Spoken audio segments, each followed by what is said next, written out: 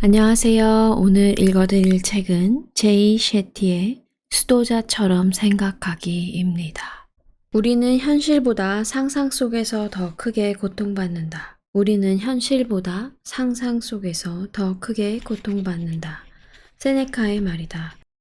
중국 도교에 오래된 우화가 있다. 어느 날 농부의 말 한 마리가 도망쳤다. 농부의 형은 정말 재수가 없구먼이라고 했다. 그런데 농부는 어깨를 으쓱해 보였다. 좋은 일인지 나쁜 일일지 누가 알겠어. 일주일 후 집 나간 말이 돌아왔다. 윤기 나는 갈기털에 건강해 보이는 암말 한 마리와 함께였다. 정말 잘됐다. 새로 생긴 말에 감탄한 농부의 형이 부러움에 가득 차서 말했다. 이번에도 농부는 동요하지 않았다. 좋은 일일지 나쁜 일일지 누가 알겠어. 며칠 뒤 농부의 아들이 야생말을 길들여 보려고 앞말에 올라탔다. 말은 뒷다리를 거칠게 차올리며 날뛰었고 땅바닥에 내팽겨 쳐진 농부의 아들은 그만 다리가 부러졌다. 농부의 형은 약간 고소하다듯 정말 재수가 없구먼 이라고 말했다. 이번에도 농부는 좋은 일일지 나쁜 일일지 누가 알겠어 라고 대답했다. 다음 날 마을 청년들이 전부 병역에 징집되었다. 하지만 다리가 부러진 농부의 아들은 면제되었다. 농부의 형은 크게 놀라 이렇게 좋은 일이 있을 수가 있냐고 말했다. 하지만 농부는 이번에도 좋은 일일지 나쁜 일일지 누가 알겠어 라고 말했다. 이야기에 나오는 농부는 만약에 라는 단어 속에 길을 잃지 않았다. 그는 현재에 초점을 맞췄다. 승려 교육을 받는 동안 나는 배웠다. 일희일비하지 마라. 나는 똑같은 조언을 시집한 사람에게 들려준 적이 있다. 어떤 순간에 일희일비할 것이 아니라 자신의 상황을 받아들이고 결과가 어찌 되든 자신이 제어할 수 있는 사항에 초점을 맞춰야 했다. 나는 그가 마음을 느긋하게 먹고 자신이 처한 상황을 인정할 수 있도록 옆에서 도왔다. 그는 직장을 잃었다. 단지 그게 전부였다. 거기서부터 그에게 선택권이 있었다. 그는 공황 상태에 빠지거나 얼어붙을 수도 있었고 아니면 이번 일을 기회로 두려움에 새롭게 대처할 수도 있었다. 두려움을 자신에게 정말로 중요한 것이 무엇인지 알려주는 지표로 삼아 어떤 새로운 기회가 가능할지 생각할 수도 있었다. 내가 그에게 가장 걱정되는 일이 무엇이냐고 물었더니 그는 가족을 돌볼 수 없을까봐 걱정된다고 했다. 나는 조금 더 구체적으로 말해보라고 부드럽게 그를 독려했다. 그는 돈 때문에 걱정된다 라고 했다. 나는 그에게 가족을 뒷받침할 다른 방법은 없냐고 물었다. 아내가 일하고 있었기 때문에 그의 가정에 수입이 전혀 없는 것은 아니었다. 길바닥에 나 앉을 상황은 아니었다. 거기까지 이야기가 이어지자 그가 말했다. 시간. 이제 아이들하고 보낼 시간이 생겼네요. 등하교도 시켜주고 숙제도 도와주고요. 애들이 학교에 있을 때는 새로운 직장을 찾아볼 시간도 있겠어요. 더 좋은 직장이요. 마음을 느긋하게 먹고 두려움을 받아들이자 그는 상황을 더 분명하게 볼 수 있었다. 그는 공황 상태를 가라앉혔고 자신의 두려움이 실제로는 새로운 기회가 왔음을 알려주고 있다는 사실을 눈치챘다. 시간은 또 다른 형태의 자산이다. 그는 자신이 비록 직장을 잃었지만 아주 귀중한 다른 것을 얻었다는 사실을 깨달았다. 새로 얻은 시간을 가지고 그는 자녀들의 삶에 참여할 수 있었을 뿐만 아니라 더 좋은 새 직장을 얻었다. 상황을 새롭게 인식하자 그는 두려움에 질려 부정적인 곳에 에너지를 빼앗기지 않고 긍정적인 방향으로 다시 힘차게 걸어 나갔다. 미래가 온 몸과 머릿속을 태풍처럼 휩쓸고 지나가는데 그 순간에 일희일비하지 않고 새로운 기회에 마음을 여는 것은 쉬운 일이 아니다. 때로는 공황 상태나 긴장으로 몸이 얼어붙는 반응이 생각보다 앞서 일어나므로 판단을 보류하기가 어렵다. 두려움이 왔을 때 도움이 될 만한 몇 가지 전략을 이야기해보자.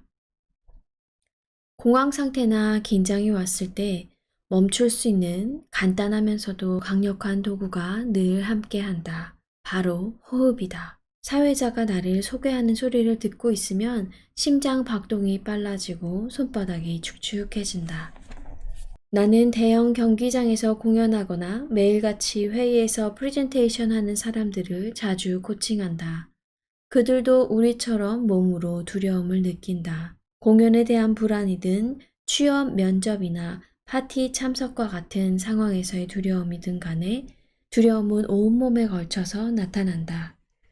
이런 몸의 신호는 곧 두려움이 엄습할 거라는 첫 번째 신호다.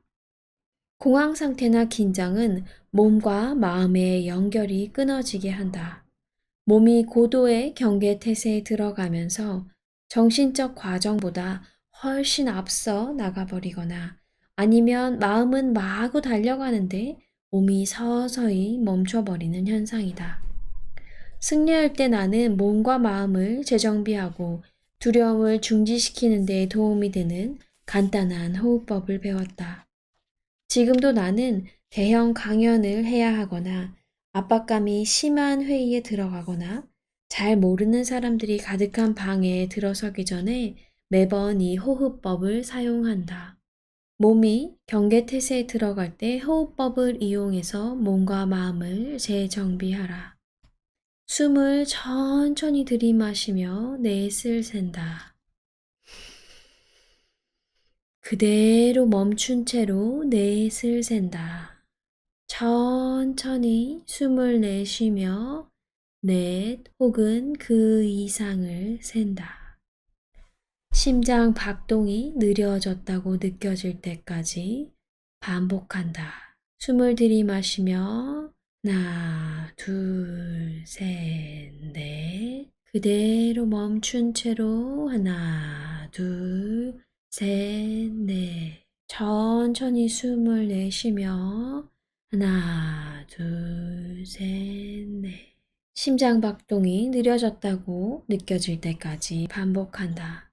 이는 언제 어디서나 누구나 손쉽게 실천할 수 있는 명상이다. 심호흡하면서 신경체계에서는 미주신경이라는 부분이 활성화되어 온몸의 이완 반응이 자극된다. 호흡을 조절하는 이 간단한 행동은 마치 스위치를 켜고 끄는 것처럼 우리의 신경체계를 교감신경, 즉 투쟁 도피 상태에서 부교감신경, 즉 휴식과 소화 상태로 바꿔 몸과 마음이 다시 동기화될 수 있게 한다.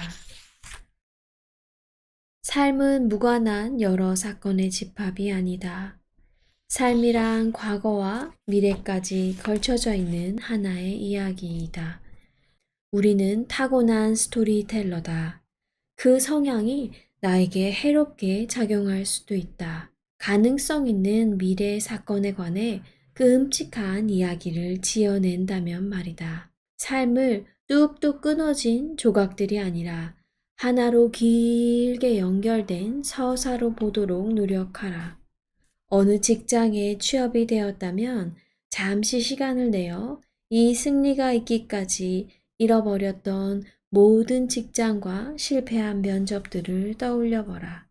이 사건들은 지금 여기까지 오는 과정에서 꼭 필요했던 도전이었다. 인생의 기간이나 경험들을 서로 분리하지 않고 더 큰 이야기 속 하나의 막이나 장으로 볼 수 있다면 살면서 균형 감각을 잃지 않고 두려움에 대처할 것이다. 오늘 나에게 일어났던 멋진 일을 하나 떠올려 보라. 아이가 태어난 일일 수도 있고, 원하던 직장에 들어간 일일 수도 있다. 잠시 그 순간의 기쁨을 만끽하라. 이제 바로 그 앞에 일어났던 일들을 회상해 보라. 아이가 태어나기 전 혹은 그 직장에 취업이 되기 전 내 삶에는 무슨 일이 벌어졌는가? 아마도 몇 달간 임신을 시도하다가 실패했거나 지원했던 다른 직장에 줄줄이 떨어졌을 것이다. 이제 당신의 삶 전체를 단일한 하나의 이야기로 바라보라. 그러면 나쁜 일에서 좋은 일로 사건이 하나씩 진전된다. 마음을 열고 이렇게 생각해보라. 힘든 시기를 만들었던 사건들은 지금 축하하는 바로 그 일을 위한 길을 터주었거나 그 이후의 경험들을 더 행복하게 만들었을 것이다. 지난 고난에 감사를 표하고 그것들을 내 삶이라는 이야기의 일부로 만들어라. 더 많은 이야기가 미라클 팩토리에 준비되어 있습니다. 모든 걱정에 사랑을 보냅니다. 지금 이 순간 당신은 사랑받고 있습니다. 지금 이 순간 당신은 사랑하고 있습니다. 김새 유튜브 함께 해주셔서 감사합니다. 사랑합니다. 축복합니다. 내일 또 만나요.